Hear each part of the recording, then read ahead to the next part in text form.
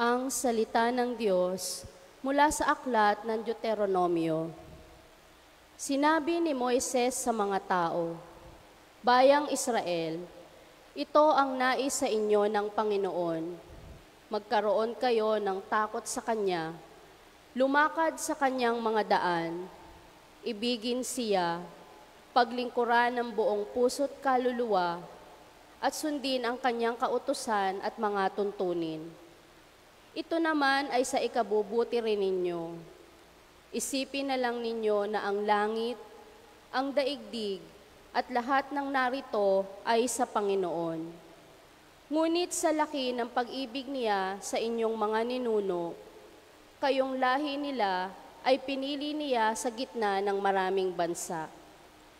Kaya nga, buksan ninyo ang inyong mga puso at alisin ninyo ang katigasan ng inyong mga ulo, pagkat ang Panginoon ay Diyos ng mga Diyos, Panginoon ng mga Panginoon, makapangyarihan at kakilakilabot.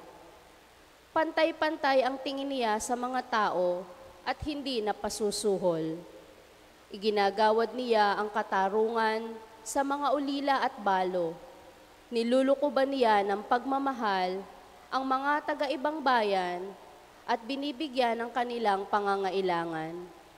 Ibigin ninyo ang mga taga-ibang bayan, pagkat kayo may naging taga-ibang bayan sa Ehipto. Magkaroon kayo ng takot sa Panginoon. Paglingkuran ninyo siya, huwag kayong hihiwalay sa Kanya, at ipahayag ninyo ang Kanyang pangalan. Siya lamang ang dapat ninyong pag-ukulan ng pagpupuri. Siya ang inyong Diyos, ang gumawa ng marami at kakilakilabot na mga bagay na inyong nasaksihan. 70 lamang ang inyong mga ninuno nang pumunta sila sa Ehipto. Ngunit ngayon marami na kayo, sindami ng bituin sa langit. Ang salita ng Diyos. Salamat sa Diyos. Purihin mo, Jerusalem, ang Panginoong butihin. Purihin mo, Jerusalem, ang Panginoong butihin. Purihin mo, Jerusalem, purihin ang Panginoon. Purihin mo ang iyong Diyos, kayong mga taga-Siyon. Yaong mga pintuan mo ay siya ang nag-iingat. Ang lahat ng iyong lingkod ay siya ang nagbabasbas. Purihin mo, Jerusalem, ang Panginoong butihin. Ginagawang matahimik yaong mga hangganan mo. Bibigyan kang kasiyahan sa kaloob niyang trigo. Kung siya ay naguutos, agad itong natutupad, dumarating sa daigdig na hindi nagluluwat. Purihin mo, Jerusalem, ang Panginoong butihin. Kay Jacob niya ibinigay ang balita at pabilin, ang tuntunit mga aral ibinigay sa Israel. Ang ganitong karapatan ay wala ang ibang bansa, pagkat hindi nila batid ang utos na itinakda. Purihin ang Panginoon. Purihin mo, Jerusalem, ang Panginoong butihin.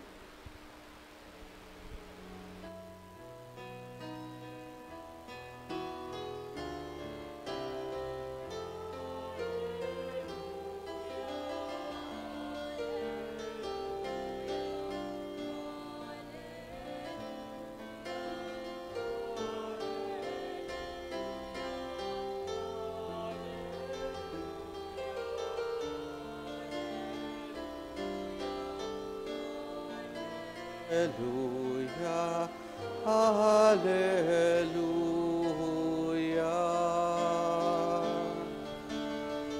Hallelujah.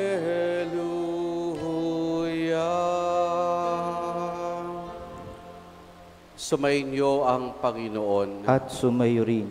Ang mabuting balita ng Panginoon ayon kay San Mateo. Papuri sa iyo, Panginoon.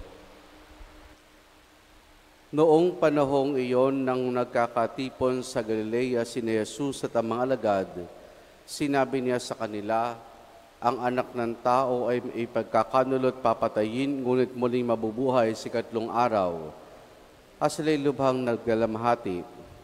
Pagdating sa Capernaum, lumapit kay Pedro ang mga maniningil buwis para sa templo. Tinanong siya, "Nagbabayad ba ng buwis para sa templo ang iyong guro?" "Opo," sagot ni Pedro. At nang dumating siya sa bahay, tinanong na siya agad ni Jesus, "Ano ba ang palagay mo, Simon? Kanino sumisingil ng bayad sa lisensya o buwis sa mga hari sa lupa? Sa mga mamamayan ba o sa mga dayuhan?" "Sa mga dayuhan po," tugon niya. Sinabi ni Jesus, "Kung gayon, hindi pinagbabayad ang mga mamamayan. Gayunman, para wala silang masabi sa atin, pumaroon ka sa lawa at ihagis mo ang kawil.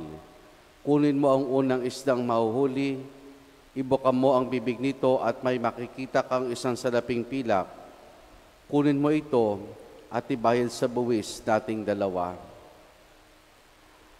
Ang mabuting balita ng Panginoon. Pinupuri ka namin, Panginoong Hesukristo. Magandang umaga po sa ating lahat.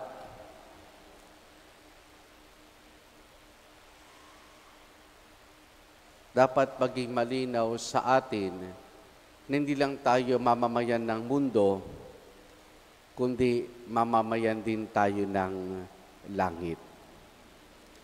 Hindi lang tayo mamamayan ng mundo, kundi mamamayan din tayo ng langit.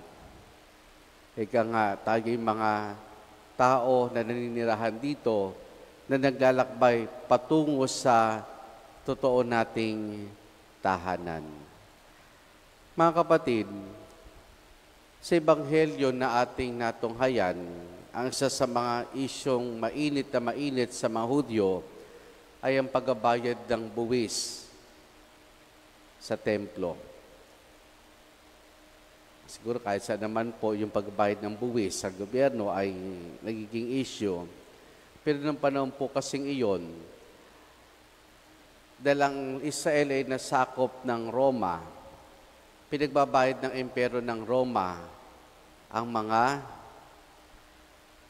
Hudyo. Kaya ang tanong ni Jesus ay, sino ba nagbabayad?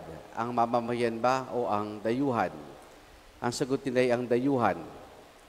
Dahil para sa mga Hudyo o para sa mga impero ng Roma, sila'y nasakop kung kaya sila'y mga dayuhan sa impero ng Roma, kung kaya sila'y pinagbabayad ng buwis para sa templo. Pero ang templo, meron din silang pinagbabayad, meron din silang buwis na binabayaran. At ito ay para sa kaayusan, para sa tulong pinansyal sa mga gawain at pangapagawain sa templo. Gayon, kung ang mga dayuhan ang pinagbabayad ng buwis sa impero ng Roma, speaking ng ang templo ay sa religious side, si Jesus bilang Hudyo, pero bukod sa pagiging bilang Hudyo niya, siya'y anak ng Diyos, nangangahulugan sa kanya ang templo. Dahil ang templo, sabi nga niya, tinuturing niyang bahay ng kanyang ama, kung kaya't logically speaking, hindi talaga siya dapat magbayad ng buwis. Dahil in a spiritual sense and in a religious sense, ang templo ay kanya. Dahil ang templo ay kanya, pwede siya, o hindi talaga siya magbabayad ng buwis. Pero ngayon, ano tinuturo niya kay Simon? Na bagamat siya ang Diyos na nagkatawang tao, ang tagapagligtas, nakita ni Jesus yung pagkakataong ito upang turuan si Pedro na meron silang mahalagang gampanin sa templo at meron din silang mahalagang gampanin sa lipunan. At isa sa gampanin iyan ay ang pagbabayad ng buwis para sa kaayusan, kalinisan, mga paggawain ng templo. Ngayon, anong pinapaalala sa atin dito?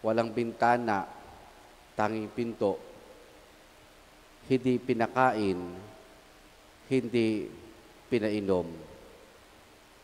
Makalipas ang ilang araw, linggo, isa-isang namatay ang mga kasama niya. Ang kahuli-hulihang namatay ay si Maximilian Kolbe. Handa niyang iyalay ang kanyang sarili para doon sa isang tao. Yun yung sinasabi natin na ang kanyang pagiging mamamayan ng langit ay nakibabaw upang sa gayon ito ay masalamin sa kanyang pamumuhay bilang isang mamamayan ng lupa. Mga kapatid, isang malaking hamon para sa ating mga Kristiyano ang mamuhay parati ng naayon sa kalooban ng Diyos. Totoo, meron tayong responsibilidad bilang mamamayan ng lupa, ng mundo. Pero sana, ang pagiging mga anak ng Diyos, ang pagiging mamamayan ng langit, ay higit na sumasalamin sa ating buhay, lalo tigit sa ating pamumuhay sa lipunan, sa mundo.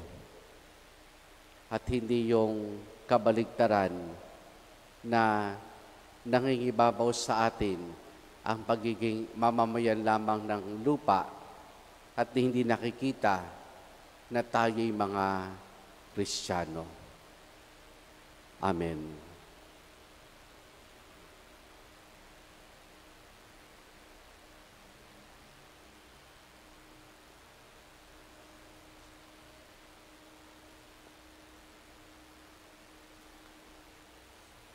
Sa ating kahinaan at pangailangan, dumulog tayo sa Diyos na ating dapat sundin at paglingkuran sapagkat Siya ang pinagmumulan ng lahat ng kapangyarihan sa sandaigdigan.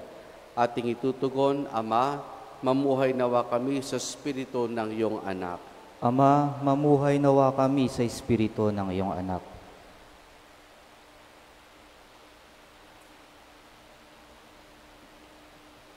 Ang simbahan, saan mang dako ng daigdig, naway walang takot na magpahayag ng pinakamahalagang katarungan at kapayapaan. Manalangin tayo sa Panginoon. Ama, mamuhay nawa kami sa Espiritu ng iyong anak. Ang lahat ng tao, naway makabahagi ng tama sa mga material at espiritual na bagay ng daigdig, at ang mga organisasyong sibiko at estado, naway makatulong sa pagtatanggol sa mga mahihina at mga mahihirap. Manalangin tayo sa Panginoon. Ama, mamuhay nawa kami sa Espiritu ng iyong anak.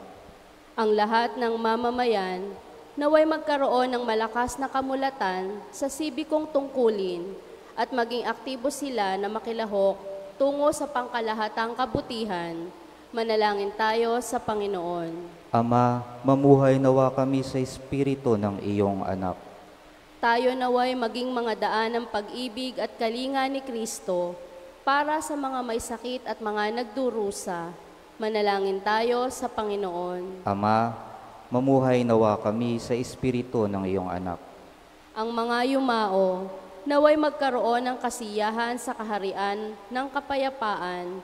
Manalangin tayo sa Panginoon. Ama, mamuhay nawa kami sa Espiritu ng iyong anak. Sama rin natin sa ating pananalangin sa misong ito, mga nagpapasalamat sa Diyos, sina Josephine Bardos, Joel Bardos, at para kanila Lorenzo at Lidia Lacuz, nagdiriwan na kanilang anibersaryo sa kasal. Gayun din para sa natatanging kahilingan ni na Josefina Bardos at Jenny Sanchez, patuloy nating isama sa ating pananalangin ng pagbuti ng kalusugan ni na Marquesina Laderas Manginao, Apolinario Catalig, Ligaya Catalig, Virginia Franco, Rosalina Umali at Macario Bautista, at para sa kapayapaan ng kaluluwa ni na Natalia, Ricardo, Lucio Paterno, Dolores, Francisco Bernardino, Jose, Eugenia, Ronel Sr., Mario, Elena, Vicente, at Nieves. Ating idulog sa Diyos, iba pa nating intensyon at panalangin.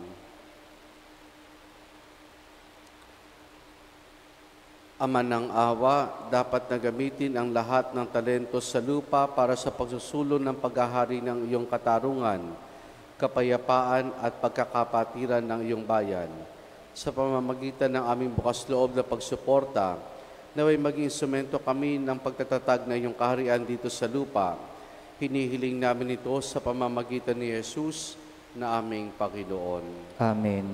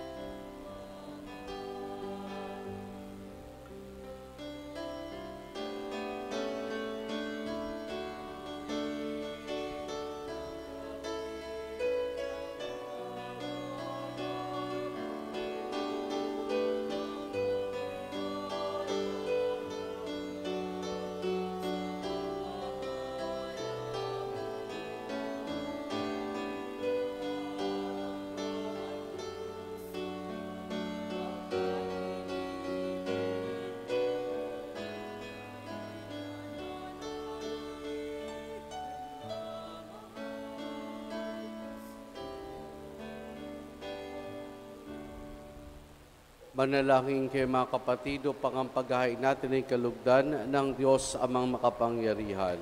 Tanggapin nawa ng Panginoon itong paghahain sa iyong mga kamay, sa kapurihan niya at karangalan sa ating kapakinabangan at sa buong sambayanan niyang banal.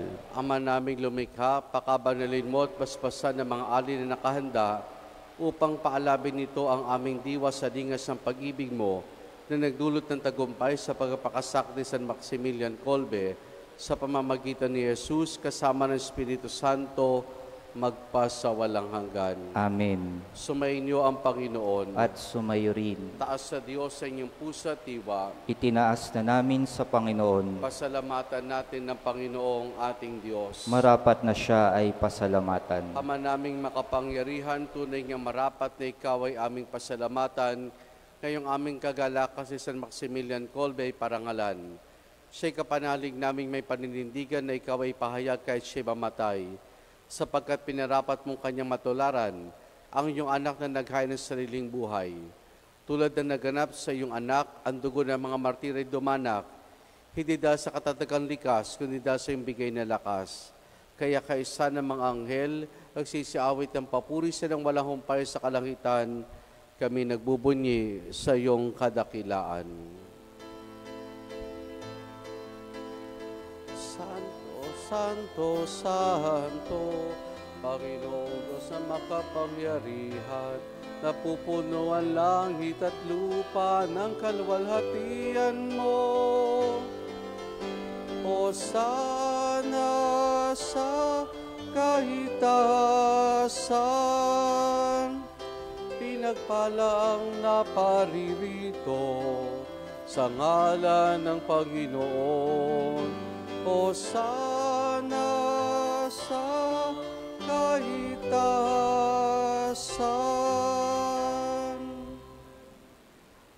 Ama naming banal, ikaw ang bukal ng tanang kabanalan. Kaya't sa pamamagitan ng iyong Espiritu, gawin mong banal ang mga kaloob na ito upang para sa amin, maging katawan at dugo ng aming Panginoong Hesukristo.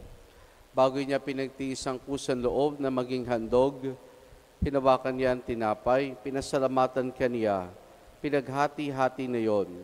Iniabot sa kanyang mga alagad at sinabi, tanggapin ninyo lahat ito at kanin itong aking katawan na ihahandog para sa inyo.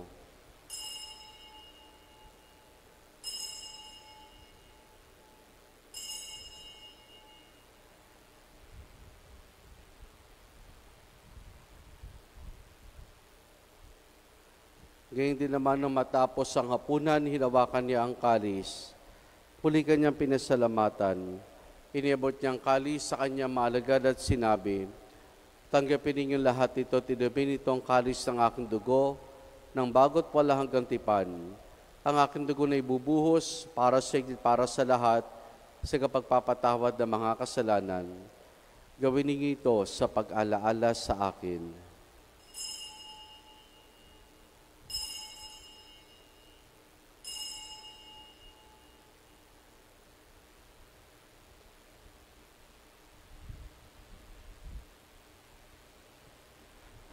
Ang misteryo ng ating pananampalataya.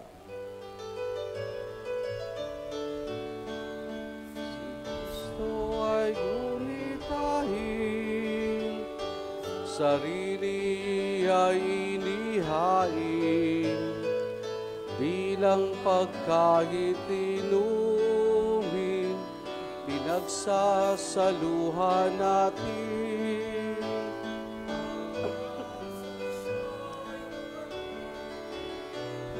Hanggang sa siya'y dumating. Ama, ginagawa namin ngayon ang pag-alaala sa pagkamatay at muling pagkabuhay ni iyong anak, kaya tinialay namin sa iyo ang tinapay na nagbibigay buhay at ang kalis sa kakaloob ng kaligtasan.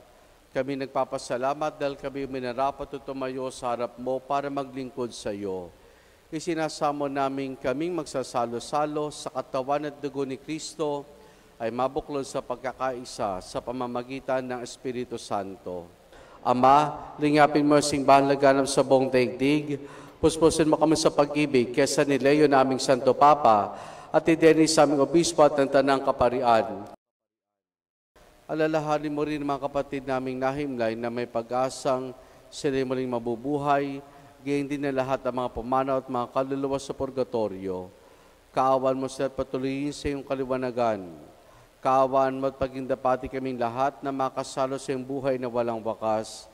Kaysa na mahal na Birheng Maria, na ina ng Diyos, ang kanyang kabiyak ng puso si San Jose.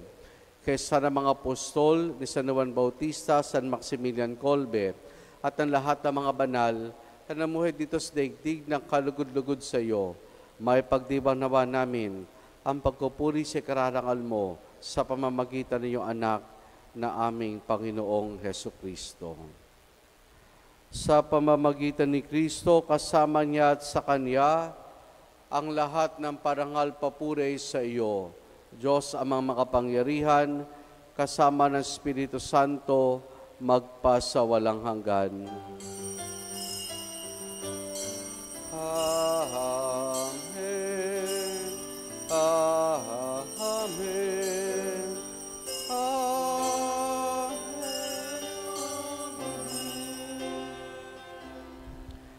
Sa tagubiling manakagagaling na utos sa turo ni Jesus na Panginoon natin na Diyos, ipahayag po natin ng lakas loob.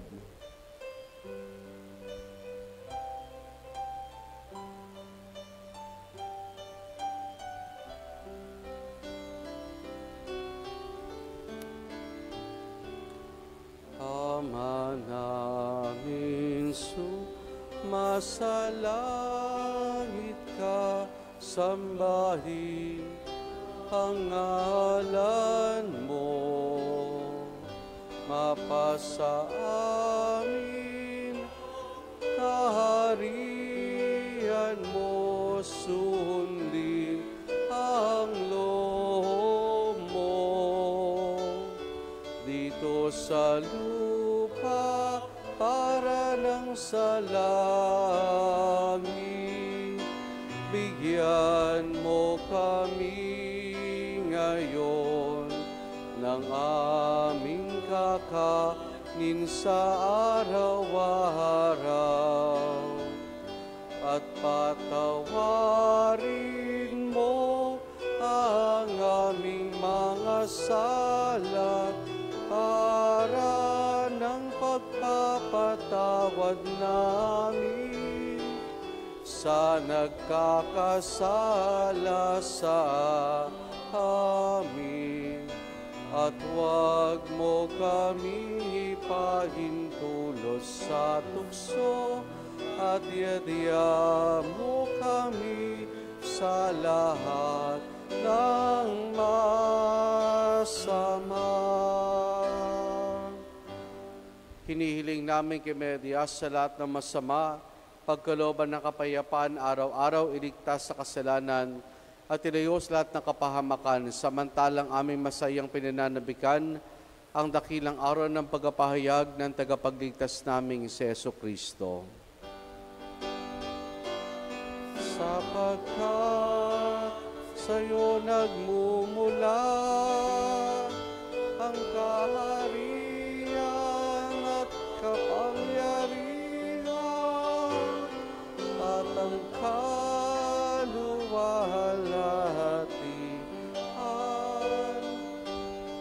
magpasawalan.